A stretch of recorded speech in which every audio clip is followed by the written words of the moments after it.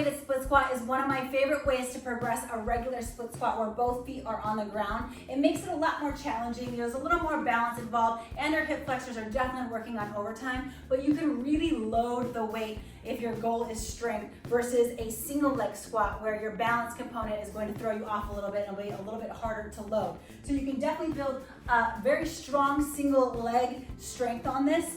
So I like using my bench. If I have it available to me, I have my pad that can go off to the side. It's if you are at the gym, sometimes you'll see it's like a little, it looks like a roll, and you put it on the side of a bench like this, or a rack. So you bring your back foot on the bench. I like to have my foot flat here. This allows me to actually move back and forth. Some people like to go here. I prefer the toes curled under when I'm doing an RDL. I'm actually doing the hinge just because I can push myself forward a little more. But when I'm doing the RFE split squat, I like my foot flat on the ground. So what you do is make sure your hips are squared forward, making sure you're not like super narrow here. You're actually bringing your feet apart about hip width.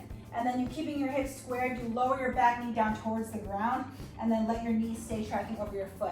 The biggest mistakes I see here is that your weight goes shifted forward, but your idea should be to bring the back knee towards the ground instead of lunging forward.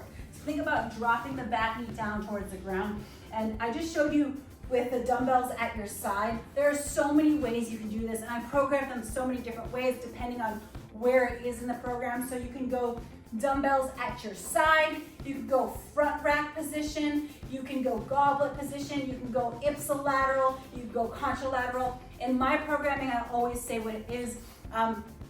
If it's dumbbells at your side, it's right here. If it is rack position, it's here. Goblet position.